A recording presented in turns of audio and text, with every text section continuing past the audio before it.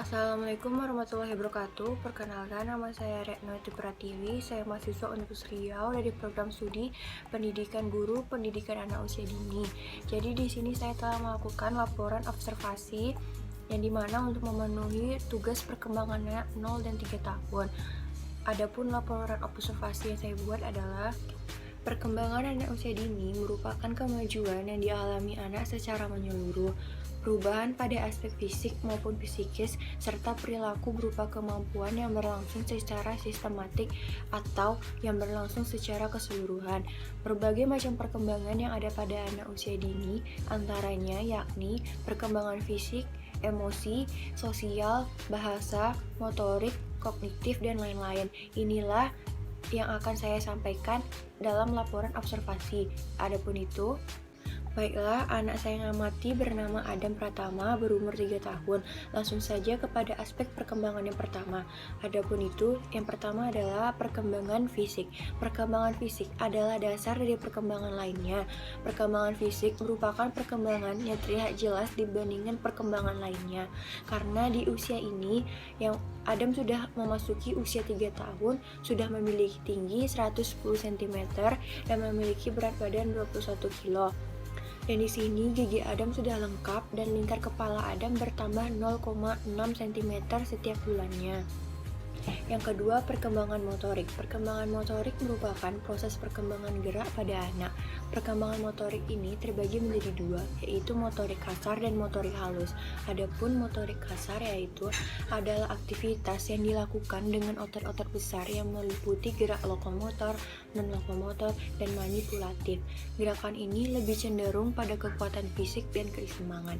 Di usianya, Adam sudah bisa berjalan dengan lancar, sudah bisa melompat baik dengan satu kaki maupun melompat dengan dua kaki, sudah bisa berlari, sudah bisa bermain bola dan menendang bola, dan sudah bisa menuruni dan menaiki tangga secara perlahan. Sedangkan motorik halus merupakan perkembangan gerak yang cenderung melibatkan gerakan-gerakan halus. Gerakan tersebut dilakukan oleh otot-otot kecil, seperti Adam sudah bisa mewarnai, sudah bisa memegang alat tulis, sudah bisa memegang gelas dengan kedua tangannya dan makan sendiri, sudah bisa membuat coretan menggunakan pensil dan kertas. Yang ketiga, perkembangan kognitif. Perkembangan kognitif merupakan perkembangan kemampuan berpikir pada anak atau kemampuan anak dalam menggunakan otaknya. Dalam hal ini, Adam sudah bisa meniru tindakan dan ucapan orang yang ada di sekitarnya, dapat mengingat ciri-ciri sebuah benda, sudah bisa menanggapi perintah yang ditujukan kepadanya, sudah sering mengajukan beberapa pertanyaan, dan Adam sudah bisa mengingat sebagian nama bagian tubuhnya seperti hidung dan mata, dan Adam sudah bisa mengenali dirinya sendiri. Yang keempat, perkembangan sosial dan emosional. Perkembangan sosial emosional merupakan proses belajar anak dalam berinteraksi dengan orang-orang di sekitarnya. Perkembangan emosional yaitu proses interaksi anak dengan mengandalkan emosinya atau perasaannya sendiri. Sedangkan perkembangan sosial yaitu proses bersosialisasi anak dengan anak seusianya dan dengan orang-orang di sekitarnya.